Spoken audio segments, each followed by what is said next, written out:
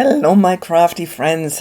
This month is about resilience, and this week I have mostly been coughing. My daughter too, and now there's a cyclone heading towards New Zealand. So, instead of trying to feel strong, I thought we could make a page together about what actually helps when life feels a bit wobbly. So, I'm in my junk journal planner again, and as always, I'm using my free printable papers for this month to help me decorate today's pages. And I notice even just opening the journal, looking through my cutouts, I feel a bit better already. And I think that's one of the reasons I keep coming back to this. Not because it fixes anything, but because it gives me a place to sit when things feel a little bit off. I've got a couple of photos here that I am going to use to write down a cough syrup recipe for today.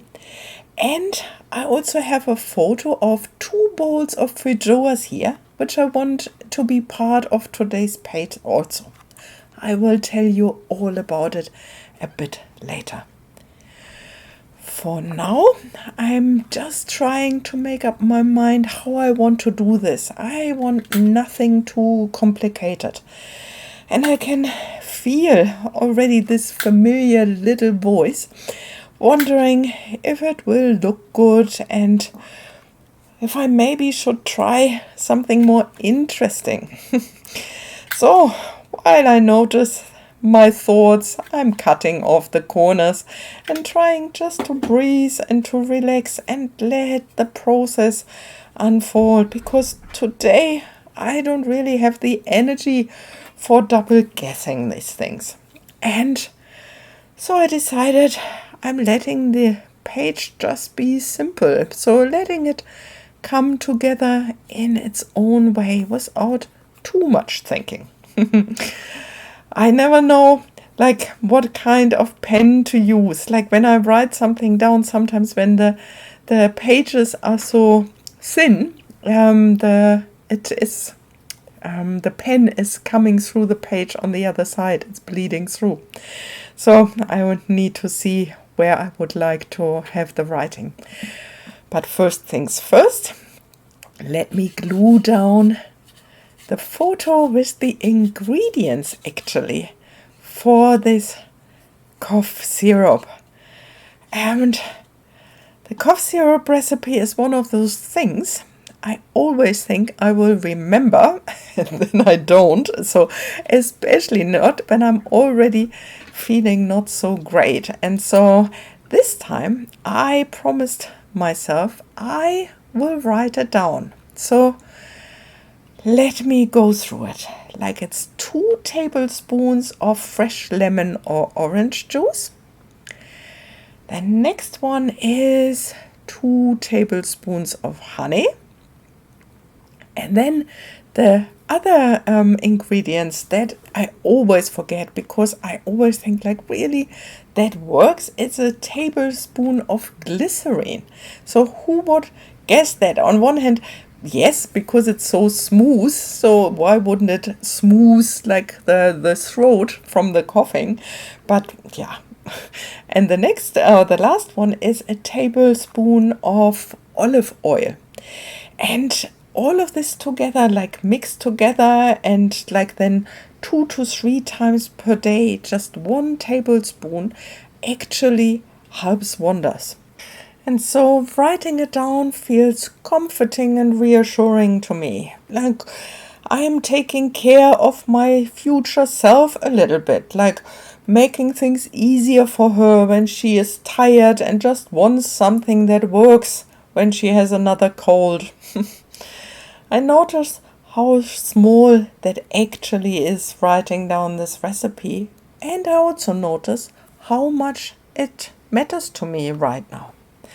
And speaking about things that matter, with the cyclone coming, we have been doing a few small things around the house, filling up bottles with waters, checking where the torch is, and thinking about a simple bag we could grab if needed.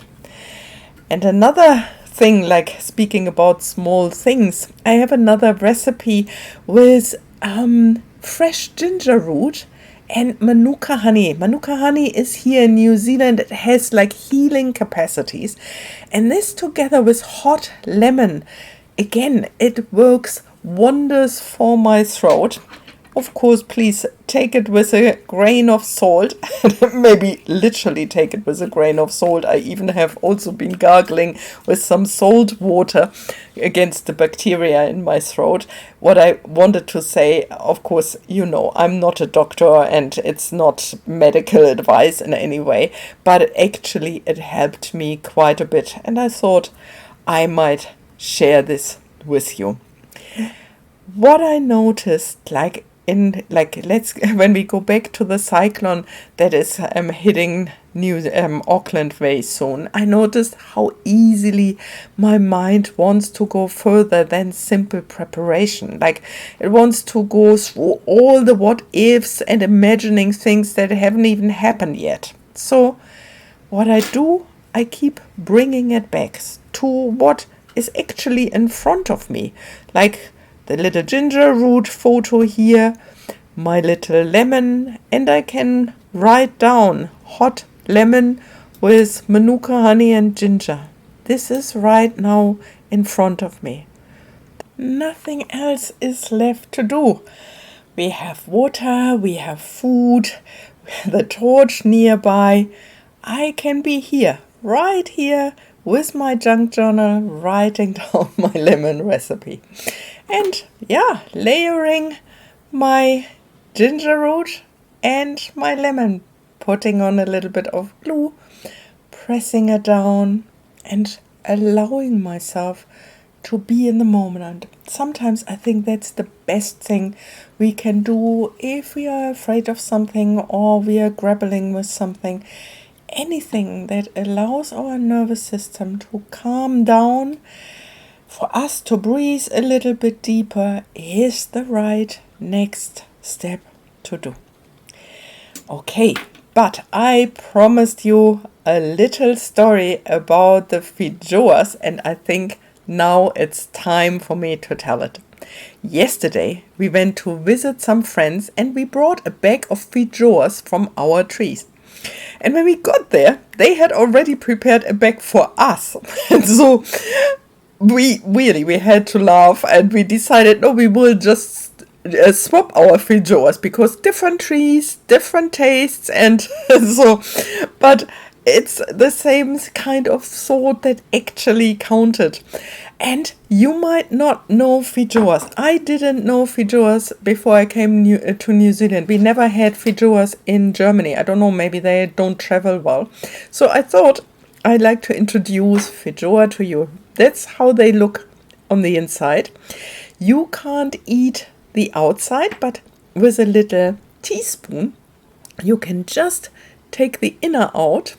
And I so wish I could share it with you, because it is such a unique taste. It's very sweet and it's one of a kind. Actually, I need to have the other half as well.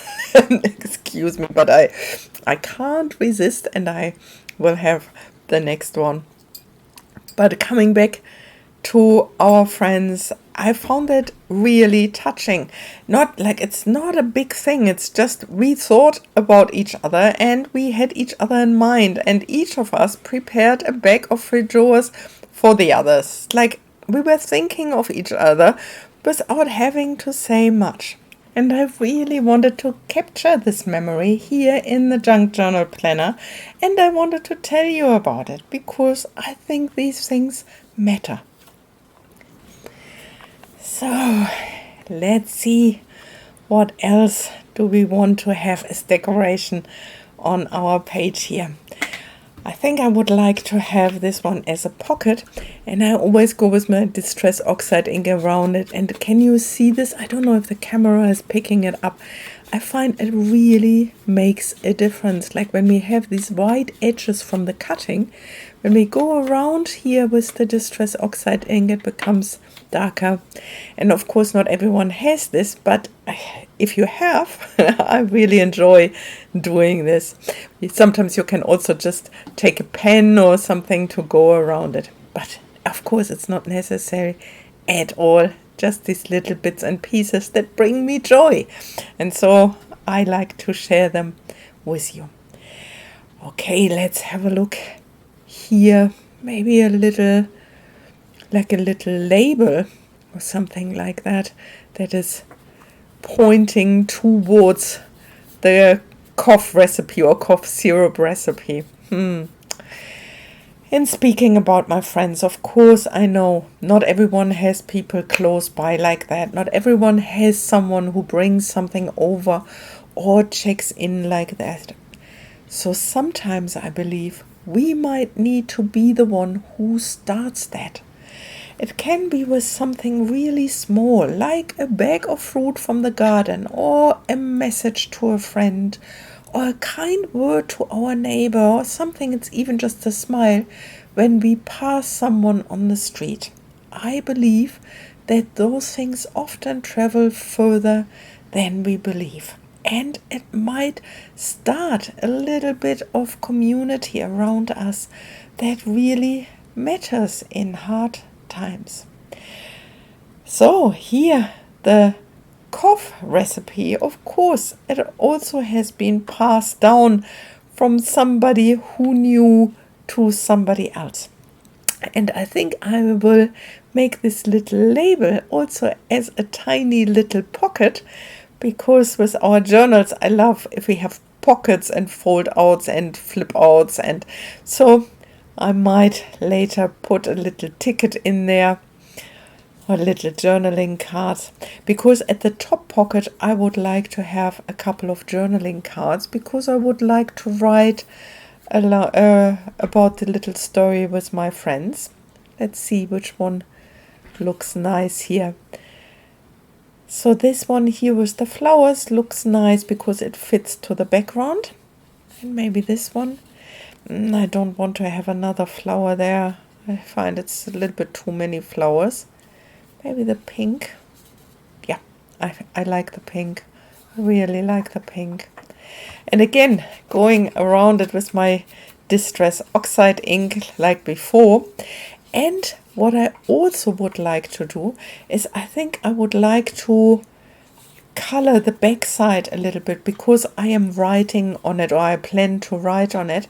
Let me grab a piece of paper just to put it underneath. I would like to show you two different ways that I like to use my Distress Oxide ink on the back of my journaling card. Like here, covering the entire bag gives it, I find, really a vintage look, and I like how it looks.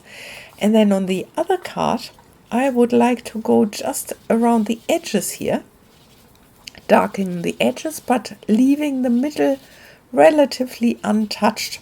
It gives it a different look, but I have to say I like both ones.